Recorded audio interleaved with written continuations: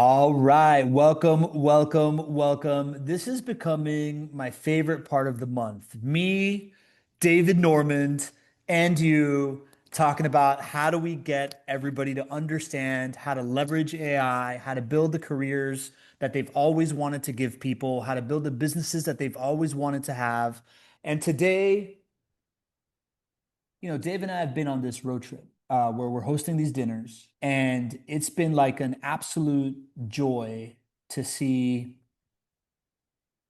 my good buddy David Norman, who has been like on this mission to to give the industry what it has always wanted. And when I say he's been on this mission on it, I mean he started from scratch, property management company, built it to 600 doors as Dave is your guy, burning out around the clock, being everything for everybody. Then you've tried to like scale this out to like tens of thousands of handling maintenance. And you've just been on this mission to like reimagine the maintenance workflow in a way that is everything you've always wanted. And for me, though, what's really, really special is that like I know that when you talk about your experience, the light turns on for folks. They realize they feel like a sense of safety when they realize like how deep you have been seeped in this thing as an operator to the length. Before I introduce Dave, I'm sorry, man. I love gushing about you, man.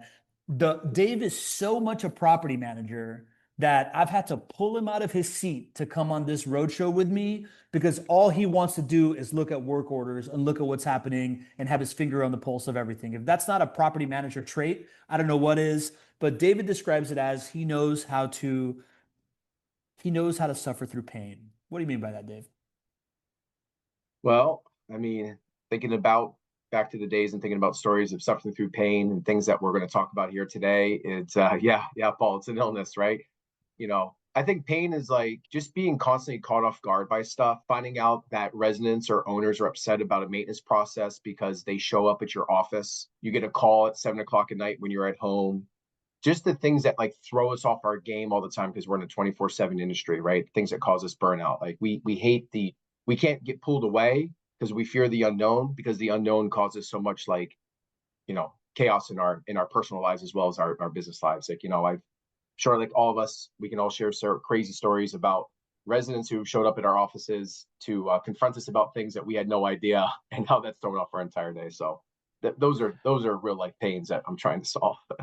Yeah, yeah, definitely, man, definitely. So I see a bunch of people that I really, really like in this attendee list. I already see. I see Tim, I see Penny, I see Paul, I see who else we got in here? Keith, Jim, Andrew Lucchese. Good to see you again, man. If you would love to, I would love it if you checked in on the chat. Just let me know kind of like what brought you here, what you're really, really trying to get out of this. Because we're here to share with you what we're seeing across the AI, right? Like what Rue is teaching us is really, really transformative. Now that we've done this thing 500 times plus, there's a clear delineation around people that got sold a giant promise of AI. Everybody's getting that, right? Like everybody's getting sold a giant promise for AI. Some people are on the side where it's like, man, this promise is really coming true. And other people are like, wait a minute, this is just kind of like more of the same. And what Rue has been teaching us is that there is a new workflow for the maintenance coordination position. There's a new workflow for the maintenance manager. And David sees all this stuff from the ground up because he lives in the program all day long, looking at what people are doing, looking how they're communicating with their Rue, looking how these workflows are moving through the system, seeing how to move things forward when things generally break at the human scale. So we're going to get into what this new workflow is, what the new job is, right? What is new, what is old that you can no longer have to do, and really like what no longer belongs and what stays, right? But before that, Dave, I would love for you said something before this call, this idea of like, and I feel this from you, right? This is why I say like you're like the soul of the product. You basically told me that this is really becoming the thing that you wish you had your whole life. Can you unpack that for me? And then from that scope, we'll dive into what this new workflow is. Yeah, I mean, at the end of the day, I always just felt that statuses never really gave me a picture of truly what was going on in the field. And I also knew that all communications that were really important to me were happening outside of my PMS system through text message, emails, phone calls, all everything I wanted to know, I really couldn't see. And I spent a lot of time diving in to try to figure this stuff out. At the end of the day, to understand, is my resident community happy? Am I preventing churn? Are my vendors performing? Are we protecting NOI? Are people following our operations? Right? Like that is what, like, as a director of operations, it didn't matter if it was 600 doors or if it was 30,000 doors. One thing that I noticed in this journey that I had from either as a small property manager or working at the government level or working at the REIT level is the issues and the needs are all the same, right? And that was like the big aha moment. I mean, to the point at one time, I had 55 maintenance coordinators at one time, and they offered me an office. And I'm like, how am I going to have a pulse of what's going on if I'm sitting in an office? And so I put my cubicle in the middle of the 55 maintenance coordinators so I can just walk around and listen to everyone's phone calls and be there to help and support them, right? Like Hmm. this is the insights that I've always been desperately trying to understand is, are we serving our resident community and preventing client churn? And I think that that's at the core and providing a great service to them, right? So, Yeah, yeah. And as you're saying that, I'm like, oh, okay, cool. Like this is me as the guy that doesn't come from this industry as an operator. I'm reverse engineering. Okay, the way that our product works, the way that I understand it, that you've taught me, that I've seen you teach others, makes perfect sense. That this is now something where you are letting things happen. You're able to see them. You know what's going on. You know what's the most important thing that you got to go tackle, and then the rest of the time you're spending doing this type of stuff. So I would love for you to just right now we've got close to 50 people here right now.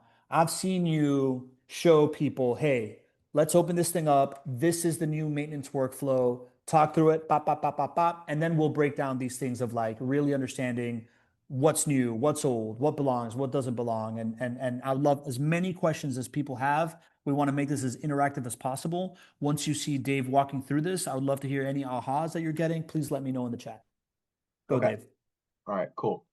So, guys, I'm speaking from an operator to an operator because one of the things that I am noticing a trend on, two trends that I see, is that I can see that roughly 30% of the property managers inside of the RU ecosystem are starting to adopt what the new workflows for maintenance management are, and it's really cool to see, right? I'm like that there's a trend that is happening and it's very sticky and you can see it. But I'm also noticing that there's still a gap from people who are introducing RU into their operations, right? We're bringing AI over, and it's like, all right, what do my teams do tomorrow? How does this change, right? What are the new workflows? And I'm seeing that a lot of people, especially the frontline people, are still kind of doing the same workflows that they were doing before, and I think that that goes back to now really talking to the operators, the people that are overseeing these teams, to understand, could you walk into their office and tell everybody tomorrow, we've introduced RU, here's what your new workflow looks like, right? This is how I see this through the eyes. What are people expected to do, right? So I'm pulling up a client here and I want to try to make I even don't like that word anymore, but I'm trying to make everything that's going on as simple as possible from the eyes of an operator. So what is day one value and what does the workflow look like every single day for a person that is using RU to lead their maintenance department? So first thing that a person does when they come in the morning is they're going to look at their escalations, right? And we know that the first thing we do every morning is we look at escalations, and what we're looking at is RU asking, I need guidance, I need approval, I need a next step, or I need something that is going on with this work order. So you as an operator, you know that your team's success is measured on, is this bucket cleaned out on a daily basis? That's workflow number one. Okay. Right. Now, here's the cool thing about this, guys. Check this out. This client currently has 82 open work orders. Today, the person who is leading RU or leading their maintenance department has two activities to do today. Two like two move work forward activities, right? Two tasks. Two tasks. We all know that the average maintenance coordinator, VA, however you want to say it, they have the capacity of performing about 60 to 65 tasks per day. right? Right? It takes about 2 to 5 minutes for them to complete one of those tasks. So today, if they didn't look at anything else, if they were just moving maintenance along because Rue has everything covered, they have about 5 minutes worth of work to do here today on 82 open work orders. I don't care what size company you are, start doing the math when you're understanding that we're tackling this from a task point of view, right? About the amount of labor that we've been spending in this industry to hiring people to perform tasks that they no longer have to do anymore. Okay. So this is an amazing case study. 82 open work orders, they have 2 tasks today. Step number 2. Dave, just show you said 82 open work orders, 2 tasks. I just want to highlight it, right? Like you look at Yep. these, you look at this left side of the screen, that We're right one, here. two, three, four, five, six, seven, eight, nine down. It says all open. Those are the 82. Yep. That's that number of 82, right? Yep. And Yep. and you know, I'm just kind of like frame setting for everybody. But really Mm-hmm. what you care about is that thing that Dave just showed, the escalations on the top left or the top right, where it says escalations. You click into that. That's the first thing that you do in your day. What is the thing that needs my attention for me to move it forward, right? Correct. That's it. This Okay. is Rue saying, I need a decision, or I'm holding you accountability. Like, for example, I've asked you for approval for this, like for like 10 days ago, and you haven't given me one. It's just holding people accountable, moving a work order. This work order is paused for whatever reason. You have to help move it forward. Okay.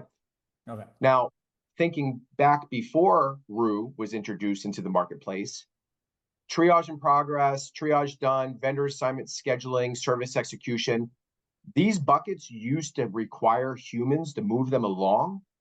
They don't require humans anymore. Rue is taken over all of these buckets. So now these buckets have turned into my trust, but verify buckets. Okay. So this is the second step of what your team's doing. Okay.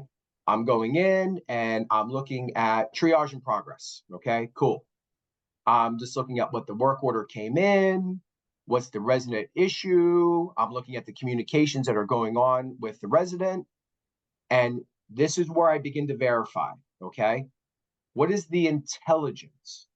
Rue is the best maintenance coordinator in the marketplace. We didn't build AI workflows. We're building the best maintenance coordinator. What is the intelligence that my maintenance coordinator is using, the policies or the logic that it's using, or maybe it's not using because I haven't given it something that it is using to answer the questions with this resident, attempt to triage and troubleshoot it. And just like an employee, I can say to, hey, great job, which reinforces it's doing great, or I can adjust its behavior. Okay. That rule applies to all of these buckets here that when I'm looking into, is it, is Rue picking the right vendor? Is it making the right logic? Is it considering the right steps? And I'm just verifying and making adjustments, knowing that I don't have to do anything. I could not touch any of these. And I know that Rue is just moving these along. It's just telling me where he or she, depending upon how you name it, is in the progress of something, and you're just doing trust but verification. And I'll pause there for a second. Okay. Right. Yeah. So step one, So I'm looking at escalations. Step two, I'm looking at some trust but verification to see how Rue's doing this morning. can you click in on the escalation, David, and show us the difference between like what you have to do when you see an escalation versus when you're trusting but verifying? Yeah. So on the escalations, right? An escalation is giving me a directive about something that I either can say like, I'm approving it. It's looking for a directive on something. Right? It's an over an NTE. It's an action. Okay, and moving something forward. Where in the trust but verify, this is work that is just happening. I'm reviewing to see how my maintenance court. And as an operator, this is what excites me. We have never had visibility into the behavior of our maintenance coordinators as Rue is giving us today. You can see every action, every activity, every reasoning, everything that's going on. And this is just where you're just looking at the communications, making sure things are good, looking at the intelligence and making adjustments to perfect the decisions and the communications that Rue is doing. Okay. If you got great policies, you got great maintenance books, you got good workflow, maybe you don't have to spend a lot of time here, but this is the trust but verify section of what the new role is for a maintenance coordinator. Got it. So Jeff is asking, when you talk about this new workflow, are these changes we need to implement if we've been on the platform a while, or just best practices for what we should be doing with Rue? I believe, and Dave, correct me if I'm wrong here, what we're saying is that like this is what you should be doing, right? Like most of the time, and I'm just gonna give this a shot at what the answer is, Dave, and then you correct me, right? Like I think what we're seeing is most of the time people are coming in and they're thinking that they need to like look at all these different things in parentheses and do something about it. But in Right. reality, what they need to do is go to the pending escalations, open it up, do whatever it's asking you. In this one, it's verify an NTE, that first one. And then once that's done, now you're not in this like mode where if I don't do something, nothing moves. You're in a mode where, Anxiety, what do I do? Feeling the need to have to push things forward. This is where I see people still get stuck. They feel like they got to jump in and they're not sure. And they have to trust. This is trust but verify now. It's a change in mindset for your entire teams. Your people are asking, what do I do? And as an operator, if you have 3 maintenance coordinators or 4 maintenance coordinators or whatever you have, you should be over at their desk and saying, what does your workflow look like today? They're like, well, I do this, I do this, I go to my emails. Whoa, whoa, whoa. No, no. This is what your workflow is today. Pending escalations are the number one thing you do in the morning. Trust but verify is something that you do to make sure that just Rue is performing and behaving according to our rules and helping improve it. So this is the work. This is like what you should be doing as the new workflow for running maintenance. Correct. and I'd love for you to check in. Brian and Sal, we'll answer those questions in a second, right? I think, well, actually, I think these are easy. Brian is asking, does it sync with AppFolio or work orders have to be submitted through Vendoroo? Brian, I believe the answer to that is work orders get submitted however you want the work order to submit.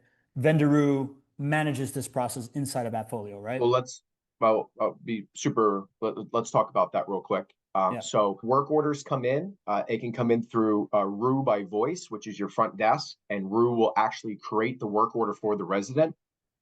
Work orders, residents having to create work orders, like actually log into a PMS system and create work orders, will be a thing in the past actually by the end of this week.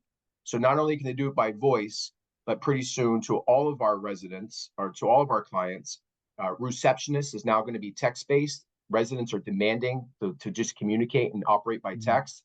And so text to work order creation, voice to work order creation will be probably how 90% of your work orders are intaken by now, with very few still going to the PMS anymore to actually create a work order. But yes, then that work order is then created in your system, notes updated. Everything you're seeing here, your command center is all being duplicated as your legal source of record. Statuses are changing, updates are happening inside of your PMS system, just as somebody was sitting there doing it. You can just see it moving in real time. Yeah. So Brian, I think probably where your head is like, does my resident, my renter need to like log into Vendoroo to do something? The answer is absolutely no. Right? Like No, your resident is going to just submit it in the most natural way possible that you want them to do it in. And that's a then text Vendoroo will message. take it from there. Yeah, and that's a I have text an message. issue. Let's triage this. Sounds good. This is the issue. I see you have this Yeah. address. I'm confirming this is your phone number. This is great. Hit yes. Got it. I think we answered his question. Sal is Yep. asking, does this work hand in hand with Mel or does it replace it? I would think that the answer to this is Sal. We have clients that start with Meld also, but it tends to end up that you don't end up needing Meld because this thing is like buying a self-driving car that's doing all the things while like Meld is a car. No, Right. no. Yeah. This is an Okay. in-house. This is an in-house maintenance solution for people, Yeah. right? This is not interface with Meld. This is directly connected to your PMS system. Cool. So then Dave, I want you to go back into, I think there's a big difference. And I just want to belabor this so that people understand what the motion is of the job description today from its most basic standpoint. When you go into pending escalations, can you just click into that pending escalation? And Yep. I just want to quiz if I'm thinking about this correctly. I look at Okay. this pending escalation. At the bottom of it, it says, could you please let us know you'd like to proceed, approve current 650 only, provide revised wording, or, or provide revised wording or additional conditions for the owner email, or advise a different plan, for example, canceling, deferring, or changing vendors. This to me tells me this is an above NTE decision that Rue is now telling the maintenance coordinator or the property manager. You either need to go ask, like let me know if this is cool, if you've already had a conversation and this is good to go, or Mhm. I have this template that you can go send the owner to get their approval, you can just use this. Or if you want, you can give me revised wording for that. Or if there's something else that I'm not getting, let me know what to do. But I'm waiting on you to just tell me, is this a go or are we doing something a little bit different? It's And at very that point, simple. It's yeah, asking right now in this condition. yeah, Some people have it set up where Rue will actually ask the owner, and we can talk about that in a minute. We got an amazing owner experience for people, right? And I'll show you that in a minute. And the simple thing, Rue is just saying, I got a task, I got a job, I have a $500 NTE, I have the estimate, I just need your approval to move this forward. What do you want to do? yeah. Okay. As an operator, what's great for you guys to be able to see now is now you can come in and look at your escalations, see which one for approvals, and seeing how fast your team is getting that response back and moving that work order forward, a direct correlation to resident satisfaction. Okay. Perfect. You have Yeah. visibility into everything. All right. All right. So these are the things that won't move forward without your help. So these are the things that you absolutely have to get to, right? Yeah. Now, when we're talking about the trust but verify in these different buckets, David, I would assume that now if you're a maintenance coordinator, you have an option. You've done the tasks, nothing is stagnant, right? Like everything is moving forward. If you have some other big project that you're working on that's taking an imperative that has something else to do, you can go do that. If you are now thinking, okay, what I want to do is spend some time with my like super awesome new employee that I want to turn into my mini me and my superpower. Now Yeah. I go into this trust but verify bucket. And what trust but verify actually means is clicking into any one of these, right? Like if you're spot checking on your employee, right? So you're spot checking on an employee, you click into this thing, you see that it's in vendor assignment. So if this thing is at vendor assignment, you read kind of like how it's assigning the vendor, right? Like what would Why you do pick that here? vendor? Yeah, Yeah. why Like it pick. I would just be, I'm just looking in as like, just to confirm, because I built into the intelligence. Why is it picking the vendor? Just confirming that's right. Do I have to, I'm looking at vendor selection. I'm still looking at comms. I'm just looking at, the thoughts behind talking to the vendor, the guidance that it's giving, understanding, why is it saying the things that it's saying? Why did it tell them that there was an NTE? I'm just verifying that my maintenance coordinator is Mhm. performing its activities according to our rules and policies, right? So go a little slower, David. There you looked at how over here on the middle left, you see the vendor selection of why it picked the vendor. Mhm. Then on the right, you went up to that comms bucket and you saw the communication. With the And vendor. in the with the vendor and in the Mhm. communication, you can hover over that brain to see why it's saying what it's saying. And if in any of these instances you're like if you see a communication, you're like, why would it say that? You go to that logic, it tells you it. If you're like, oh, that makes sense, you click good job. If there's something there that doesn't sound right to you, you go to adjust behavior and you give it some feedback. Yeah. And Yeah. that feedback can look like what?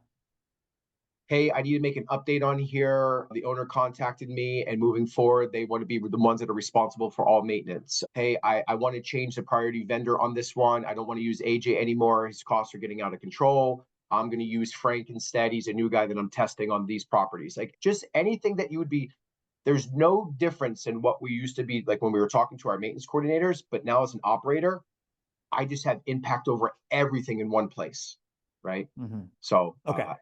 So then now, Dave, so now this is kind of like the daily ritual of what the maintenance coordinator is doing. They start well, with can I? pending escal. There's two Okay, other continue. steps, right? Right. Okay. So one in here. All right. So I've done my escalations. I'm looking at my trust and verify buckets. Then to me, this is the fun part here, because at the end of the day, everybody, right? We are really trying to understand what is the health of our maintenance department. And there's no better way for us to understand the health of our maintenance department is to understand what are people saying about us and the experiences that they're having with our vendors in our office on a daily basis inside of the work orders. Okay. This is the most important piece that I try to talk about with operators. Okay. If we are allowing all of the communications to continue happening by text message and emails and phone calls outside of the ecosystem, we are dark to what is really going on. All right. By pushing through our communications through Rue, which has an unbelievable intelligence. So Rue is in between the text message with the 1099 vendor and with the resident. And so it's monitoring all these conversations as they're going back and forth. So now we can come in and we can see that what are the root causes or what are causing frustration to our residents, right? So we have like scheduling delays, okay, right? This is the first thing as a maintenance coordinator we should be coming in and checking out, right? Like, for example, a resident's upset because of a long thing. This is real-time activities. And you can contact the resident or the vendor or the owner right from here, instant action, right? Let's get on escalations and happening when they're taking place in real time. Or on the other part, like, let's just take a look at like what we're doing really good and which vendors are giving us outstanding services, right? Everything looks good. I really appreciate what's happening. Keep me in the loop. Great. Thank you so much. It's all good now. Like, this is awesome to see that your maintenance coordinator is just crushing it. And you can see the good and you can see the bad, and you can set goals and objectives for your company of what you're trying to achieve for your overall sentiment that's ranked on a score from 1 to 100. And understanding the vendors or the processes that are breaking down. This is what I always wanted to know, right? Why are residents frustrated and where are things falling apart? We've never had visibility as an industry as we do now. So this is the third place that I'd be sending my people. And I think for a lot of you operators, this is probably the first place where you're going to go every morning, because you're really going to see the good and the bad. There's no hiding. The communications are out here. It's not even hiding the way that Rue is handling, right? Everything is exposed. Dave, you jumped straight into this and started talking about tenant sentiment because I think it really makes sense, right? Like, I want to know who's happy, I want to know who's upset, I want to know why they're upset, and I want to know why they're happy so that I can make things right for the people that are upset and so that I can continue to encourage the behavior that makes people happy. Yeah. Now, do me a favor and talk through, like, I know you clicked a couple things to get here. Can you Yep. explain how you get here as if I didn't have this screen on? Like, just talk to me like I'm a blind person and you're Yep. talking me through this screen of like, you just went from your pending escalations and how you open your day to now I want to start looking at who's happy and who's unhappy. Yeah. So the first thing that I do, I always operate in progress view on, right? So this breaks down all my progress view. When you turn this off, this just shows you all your work orders. So this is progress view, and you do have the ability to filter out by vendor type, property manager assigned. You can really do, detailed breakdowns on here. When And that's I'm when based I'm on the wrench on the left-hand side. That's where you see your work orders. This is work orders, Got right? it. Okay, cool. As an operator and in my workflow for my frontline teams or handling maintenance, the command center here is and this gives me quick snapshots of everything that's going on. For example, this property manager received 35 work orders in the last week. They're currently at 92.9% automation, which means they're absolutely crushing it as far as coming on new and working and killing it with their Rue. I can look in and I can see my receptionist phone calls, and then I can look at my tenant sentiment. So I have all the modules that I need to see in a snapshot, the health, and then I can click on that module and then really do a deep dive into understanding what's going on in that specific piece of my maintenance business. Got it. So then this thing is saying that the tenant sentiment score for last week was 58.4. You clicked on it. This is where you're saying people are definitely going to want to nerd out. And now Yeah, it shows the average score and then top tenant sentiments of like who's the happiest and who's the most pissed off. And then on yep, the right then says the roots of the roots of frustration, scheduling delay. This is just for you to understand. And then now you can scroll up and start to really dig in on like what's actually happening per instance. exactly. I can break it down and I can get in and I can really start understanding without doing any work order diving. I know the most important piece of this work order that I need to know instantly.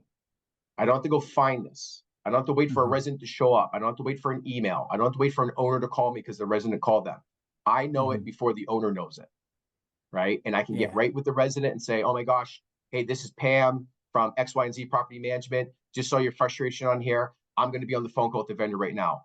And the resident's like, holy smokes, I just submitted that. Like, I'm texting with the maintenance coordinator, like actually just got goosebumps thinking about this. Cause like, I just like said that 3 minutes ago. And like, Pam is like, this is linked to the retention. This is the insights that I've always wished that I've had. And I'm hoping as operators, you guys are seeing this is what your people should be focusing, working on, not chasing or spending time thinking that they still have to live in all of these buckets that have been completely automated for them, right? Got it. This So is where AI is making us more human than ever, is because it's allowing us to be able to truly get connected to our residents in a way we've never could before. Jeff asks a really good question here, Jeff Clopton. Because Jeff Minster said gold, exclamation point. I appreciate that, Jeff Minster. Jeff Clumpton says, when you say maintenance coordinator, does that mean our AI Rue, or is it an actual person within a PM company that only deals with maintenance? We don't have a maintenance coordinator position. The PM oversees maintenance with Vendoroo. Thank you for clarifying that, Jeff. I'm throwing around terms lightly here. Yep. Human. Like when I'm saying your maintenance coordinator, I'm starting to refer to like the human that is overseeing the Rue. This is now their new job, whether you call them maintenance coordinator or maintenance manager, or it's now just a property manager that is doing other property management things because Rue has got the whole maintenance piece down. Whoever Yeah. is I see managing that your a lot. agent. Yeah. Yeah. A person's got 150, 200 doors, 300 doors. Not that you want to put more onto your property manager, right? I'm sure there's tools that are making their lives easier in other aspects of leasing and things that they're doing. But now, if you're thinking about your property manager, she knows that she's working with her maintenance coordinator, or he's working with their maintenance coordinator, which is Rue, and that they know that Rue comes in and they have two escalations to do today. So, yeah, whoever that person is responsible for moving maintenance forward in your company and owning the relationship with Rue, this is what I'm showing that as an operator, this is the visibility that you have into your team's performance. And as the person who is tasked with actually making those decisions and actions, these are the places that they should be going every single day. This is how maintenance will be ran moving forward. Yeah, there you go. Right. These buckets are a waste of time if we think that people still need to action these buckets. Right. And the cool thing about it, human-led maintenance departments, on average, 17% of your portfolio will have an open work order because humans cannot work in real time. And there's a lot of inefficiencies of trying to find where breakdowns happen. Rue has decreased that by about 37% to an average of 9.8%. That is a significant increase in efficiency just due to all the inefficiencies of trying to trace where the breakdown happens versus focusing on where the break happens or moving the work order forward, right? Explain those numbers to me again, David. My like ADD brain kind of blanked out when It's you okay. started going into four different numbers. Yeah. Say that again. So when companies come to us with human-led maintenance departments, and this has been historical data as long as I've been in the industry for 20 something years, like clockwork, that somewhere between your portfolio of total open work orders for most people is somewhere between 17 to 20%. Okay, of their meaning an open work order, like it's something's being managed. Okay, when Rue takes over, Rue has decreased the number of open work orders that we are servicing to 9.8%. All right, which is phenomenal because I see a direct correlation to also the increase in resident satisfaction because people are saying, wow, I'm talking with the maintenance department at 10:30 at night. Our businesses are open from 9 to 5. We work in a 24/7 industry. 40% of all work orders come in after our doors are closed. 100% of our labor spend is only going to about 30% of the actual time that of a month that we're paying 100% of our labor to only cover 30% of the workable hours in a month, right? Rue covers 100% of the workable hours in a month, right? Right. On average, Rue costs $2.45 an hour. If you're thinking about it, of what you're buying as a maintenance coordinator, for the best maintenance coordinator you can buy, that's the new price point. It's like roughly $2.50 an hour. Because you're now dividing things by 24 instead of like assuming an 8 hour rate. Yeah, it's not 9 to 5, right? Yeah. This is solving issues and handling people and meeting people who work second shift, who work third shift, or when they're submitting work orders at 10 o'clock at night when your office is closed. Okay. So you said something earlier, right? So like now if I'm looking at this with brand new eyes, I'm thinking, okay, I have Rue going, whether it's a maintenance manager, a maintenance coordinator, or a property manager, or it's me as a solo operator and I have 200 doors and I'm doing this just me and Rue, which I was just talking to one of our clients that's exactly like that. I know that in the morning I log in, right? Like or whatever. I talk to Rue in the morning and I look at my pending escalations. Whatever's pending in escalations, I answer those questions because that means nothing is stuck. After Nothing is that, stuck. so nothing is stuck, right? As long as I'm answering the pending escalations, nothing is stuck, right? Things are moving. Residents are being given what they want. Mhm. Vendors are not lost, right? Like nobody is waiting for something to happen. So that's Correct. number one. After Correct. that, there's all these other Actually, buckets that, after that, I would go to tenant. If I was me, after that, next thing I would dive right into is okay, here. That tenant this is what I incentives. would do. I would go Okay. right into here. Is there Then you any go into pressing tenant sentiment. fires that I need Yeah. to know about right now?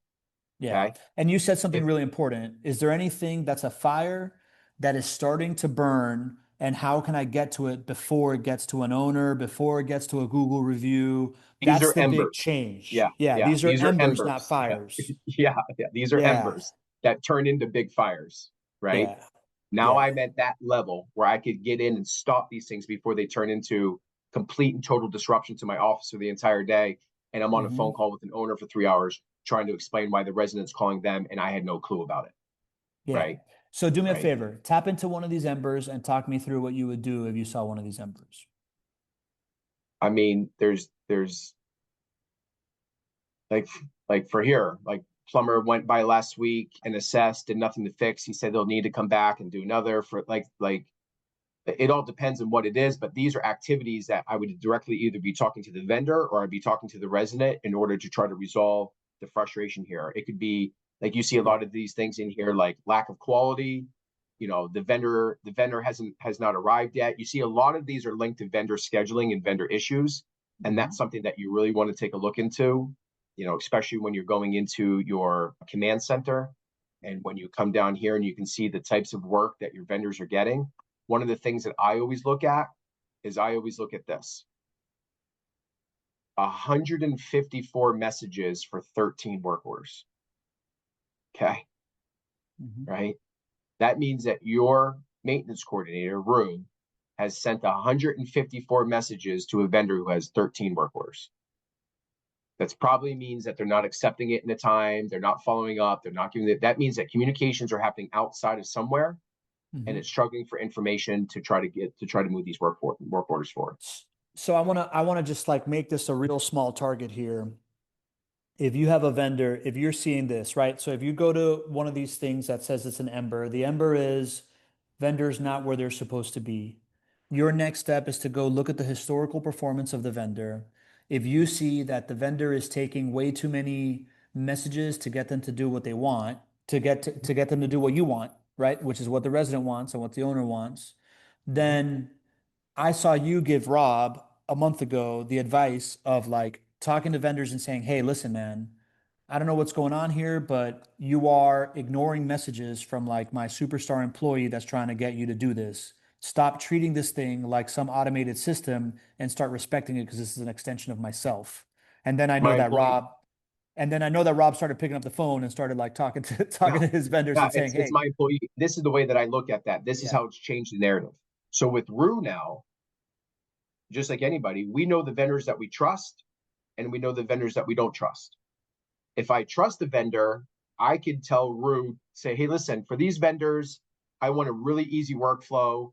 You know, once scheduling is, just assign him the work order. You don't need to worry about scheduling. He's going to call the vendor. He does a great job. Only follow up with him once if he doesn't submit the work order or if he doesn't tell you when the job is going to be scheduled within 48 hours of assignment. Super easy workflow because I trust him. Where on the other person now, I'm like, I can tell by the data I can't trust you. I'm getting all these escalations from performance and scheduling. Now I'm telling Rude to say, if he doesn't accept the work order within 3 hours, I want you to escalate this to me. Like you can change from trust workflows to I don't yeah." trust you workflows to individual Mhm. work vendors and stuff like that. I did. And that's you talking to Rue. But then there's the other piece of the human piece that's just like level setting with the vendor, being like, "Hey, man, you're messing up."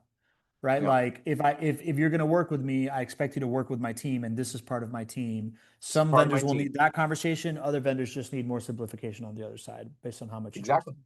Yeah. Yeah, I and just these are you're going to work part of my team. yeah, and Right? these I are the hear it all the human time from things. vendors. They ask, who's this new person that you have working for you? They know like every time at 6 hours, they're texting me, did you accept this work order? They're like all over me. And it's like, yeah, it's my new superstar maintenance coordinator. Right. Yeah, yeah, yeah. So like, Yeah, this is yeah. what I've always wanted to do with you because you don't answer. Right. And I Right? just couldn't. And right. Yeah, yeah, And yeah. my Correct. my Yeah. superstar maintenance coordinator is named, Lisa, Ashley, Tim, Frank, name it. I always tell everybody that too. And a lot of people are doing that now. Name Got your it. Rue and understand it's a part of your team. I love that. there's a great question from Jeff Copeland that Micah reminded me to ask you. So Jeff, and I think it plays into this. Jeff is saying one speed bump we've hit is some vendors, let's say plumbers, for example, are very phone based for dispatch. Does vendor assignment require a single point of context to respond to Rue via text, or is there a workaround or best practice? Um, So what I find out is that for third-party plumbing companies, most of them prefer their dedicated dispatch email versus text, and you can just write that in. If it is a phone call based requirement, we do have a program that for anybody who wants to add in fractional human support that require phone-based outbound or resident support or something where you can stitch in people to handle those things that AI still is not able to service yet. So right now, Rue is incapable of making outbound phone calls, but I see that the majority of those third-party plumbing companies that you're talking about, having an email that's set up to their dispatch or whether the dispatcher is what they actually prefer. So very, very few people are doing outbound phone calls, but I do understand the need, and we do have some services that support that. Got it. I'd love to hear from Jeff or Micah. If give me a thumbs up or let me know if that answers your question as far as is that best practices or not. So David, we're right now like we're understanding pending escalations, go into the sentiment thing, turn out like quell the embers before they turn into fires. Those are Mhm, like one, two priority. Another thing that you talked to me about was when you were talking about like the trust but verify piece. mhm. Um, even just yeah, okay, cool. So it sounds like yeah. So even just email versus text idea is helpful. I think implementation was very text heavy. The trust by verify piece, you said something that made it that pinged for me as like something dangerous that somebody might take the wrong way. You said it's a waste of time to be in these buckets, but I think what you really meant is like it's a waste of time to obsess over these buckets because I also know that if you can make some time to go into these buckets and give the AI feedback and like make sure that you're building trust with it and it's building trust with you, that is a good use of your time because you're essentially coaching your employee, right? So like, is Okay, there, great point. So yeah, let's say that when I think about actions, my team would be coming in, they would doing pending escalations first, killing that bucket. Next thing they're going into tenant sentiment, make sure all those fires are burnt out. My actions are done for the day. Now I'm going to go to the trust by verify buckets. And this is where I'm spending time refining, using the data from tenant sentiment. Maybe a tenant was upset because they like your policy that you had was like frustrating to them and it like opened up your mind a little bit, and then you went into that work order, you looked at it, and then you adjusted the behavior to Rue and said, you know what, hey, in this situation, I think we're overcomplicating the amount of triage that we're doing here. Let's take out these three questions or do that type of stuff. So yeah, so this is where I feel that the new role of that supervisor, that person, it's a very rewarding, fulfilling position. Is now you're being able to have broad influence over the way that either your teammate or your person is working. And so you should be spending a lot of time in here as far as improving in the intelligence, not feeling that people need to be dedicated here to move these buckets along anymore. That's that. Thank you for that point of clarification. So yeah. So at that yeah. point you become a coach. I think what you just talked about, this idea of like, let's improve the triage sounds to me like if you're getting, and I want to make it a very real example.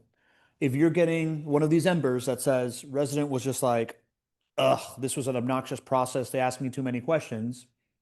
You would then go into the communications bucket, see the communication, scroll over the brain thing, and the brain thing would tell you, oh, this is what it was doing. And then if you're like, oh, okay, well, you don't need to like verify three times if what they're seeing is what they're seeing. You can just ask it one time, and if they tell you this, it's good. Now Rue learns how to do that the next time. And you're like essentially Correct. training an employee to talk like you. Correct. Right. You saw something that went weird. It was during a triage. The person felt like it was repetitive questioning. It was very invasive, whatever the scenario was. And you reviewed it and you thought that was pretty good. You can go in and ask Rue, just like say, hey, listen, how are you triaging? How are you performing this triage? What's your knowledge base that's sitting on top of this? And so, Rue will break everything down. I just asked it like, how do you triage a clogged toilet? Rue's letting everything know what's going on. And now this is where you're spending, which I call the refinement phase, right? So the first 30 days of introducing Rue were in the adoption. The next 30 days of introducing Rue, you're in the trust phase. And then after that, now you're in what I call refinement. Just looking at things, seeing where, seeing how residents are happy, seeing where vendors are failing, and just working with Rue to perfect those. Yeah.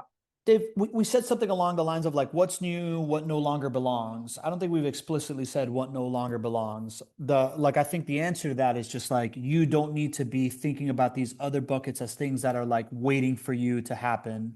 That no longer belongs. Is there anything else that no longer belongs when you're Yeah, what changing the no longer work? belongs is continuing to allow so maintenance really doesn't run in our PMS systems.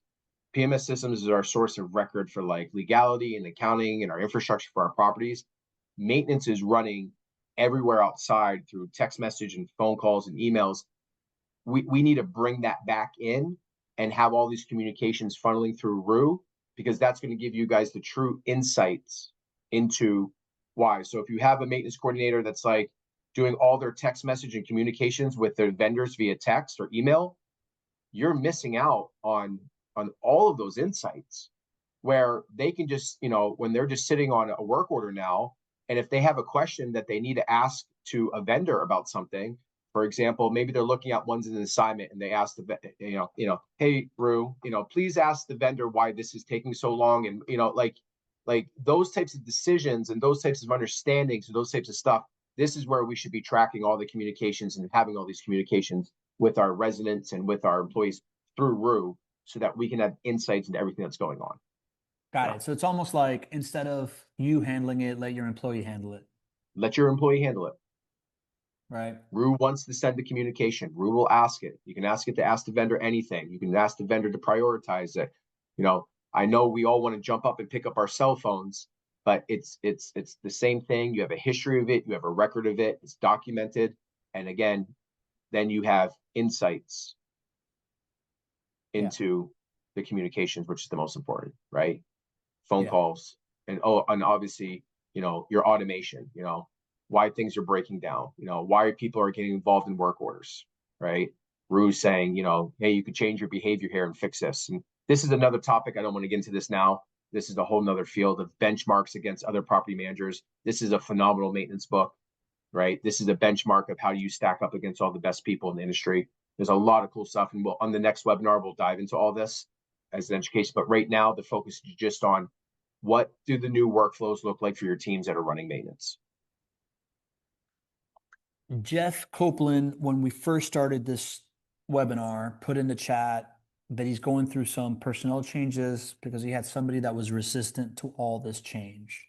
Mm-hmm. Can you give me a little bit of advice on like where does the resistance to adopting this come from and how do you overcome it from all the different people, right? Like seeing people that are resistant to change is not new for us, right? Like 500 plus times into this, it's kind of the norm, right, David? So can you Yeah. help us understand where the resistance to change comes from and how do we overcome that? Probably fear that's out there in the marketplace right now about, even, everyone talking about AI replacement. And I think that's the wrong narrative to really talking about. I mean, it's like, do you like chasing vendors? Whoever your maintenance coordinator is, do you like having to yell at guys to get their invoices in? Like, wouldn't you rather be spending time on, insights, improvements, and data? Like, I think they just need to understand that their value of their work and the value of their intelligence is so valuable to you, and you're giving them the way to have more impact over maintenance and more insight to the company and getting them out of the weeds. And I don't think that people understand what the new workflows look like to be able to explain that to their team members. And this is part of the journey and the roadshow that I'm going on to help cross that bridge for people. They're like, my maintenance coordinator is resistant to this. I'm like, resistant to what? Like being in burnout all day? Like, being able to like clock out at 5 and know that Rue's got it covered. So, Yeah. I, Yeah. I think So it's just their, what I'm hearing, behind what you're hearing is the first conversation to be had is a conversation with your person that you're trying to get to adopt this and letting them know that what you value about them is how much they know about how to like run this thing, how to do this, not how many times can you follow up with, threaten, coerce somebody because they're not doing their job. Let Rue be the one that follows up with things, that takes like the heat of people not doing their job correctly or not understanding things correctly. Where I want you is thinking about, how do we make a better business? How do we Yeah. have a better resident experience? Yeah, You know, I want like, you focused on this one thing, like a clear yeah, goal, right? Like I want you to be obsessed over like I want this to be like in the 95th percentile, yeah, right? And I'm giving you yeah, the tools to do that. That sounds fun to me. yeah, More than yeah. chasing a vendor down for an invoice that he hasn't given me for 2 weeks, you know? Yeah, let's change the mindset to how can we make people the most happy as opposed to how can we bother people into doing what we want. Exactly. Right? Okay, Yeah. I like that. Yeah. Anything else, David? Is there anything else that we haven't hit on here that is like top No, of mind for you as Pablo, far as this goes? I just really wanted to kind of keep this as simple as possible. I'm a simple guy. I'm an operator. I know other operators are just showing how do I get my teams to maximize the value in this investment that I'm making into bringing over the best maintenance coordinator? How do I maximize this for my office and my company? And I just want everybody just to start with.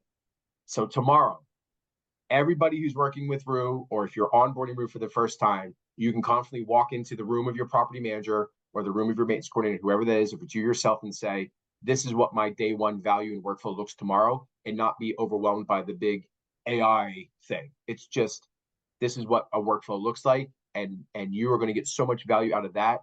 And we haven't even started getting into, guys, you know, the what the owner maintenance estimate report of tomorrow looks like. You know, owner communications are on a level that are going to blow your owners away to show you them all the value that you're doing behind the scenes that that you guys know that it's so hard for you guys to figure out.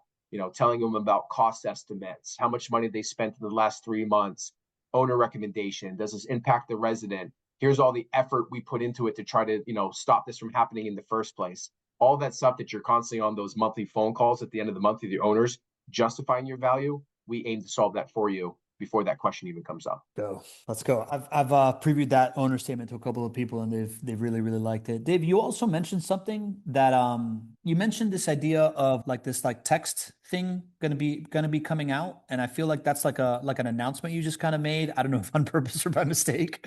Since folks made the time to show up and be here at this webinar, let's give people a little bit of behind the scenes of what you mean by this text to work order change that's coming, and how that will improve. And everybody, this is the sneak preview announcement that I assume will be an official announcement sometime soon, right? Yeah, yeah, we're testing it. We're rolling it out. We're testing it right now. I mean, the response is overwhelming from residents that they want to work and engage on cell phones. This is what they want to do. This is our Mhm. life.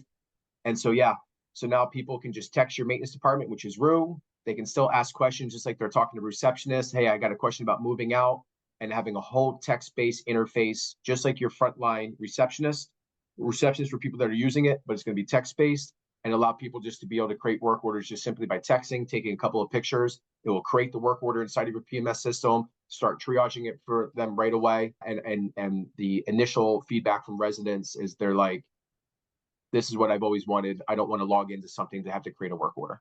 So yeah, yeah. So text is going to be a major part of the future of property management, and not forcing people into portals and that type of stuff. And you can still gather all the information that you need.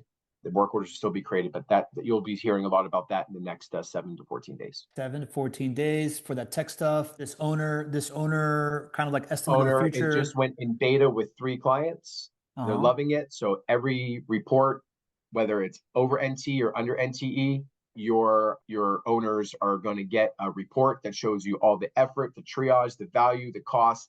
All we studied all the questions that owners are asking everybody all the time. And Rue's like, well, why can't I just answer these questions for them before they have to ask these questions? Right? And Yeah. owners want to know, can I trust you? Did you do the work? Is this the right price?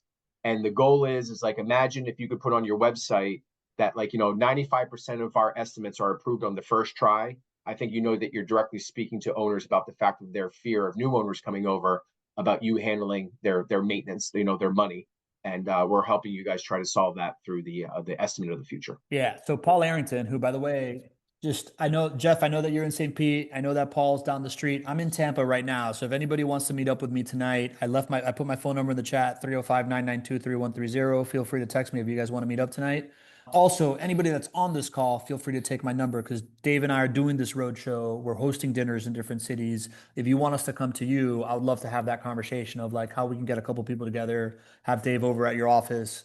When we do this, we like to have, you know, I'll show up the night before, take you to dinner, have a nice time. Then David shows up and we host this dinner. And then the next day he goes, this is what we did at First Choice with the Kaisans. Dave will show up to your office, sit down with your team, give them like a whole like training on all of this stuff, and the light bulbs turn on. So I would love to create this experience for folks that want to host us for this. And beyond that, take my number, use it as a resource. So Paul was asking, I took Paul to dinner on Tuesday. I gave him a little preview of that owner estimate of the future. And he said, regarding the info of that owner estimate, showing all the behind the scenes activity, will we be able to control who and how often they get that?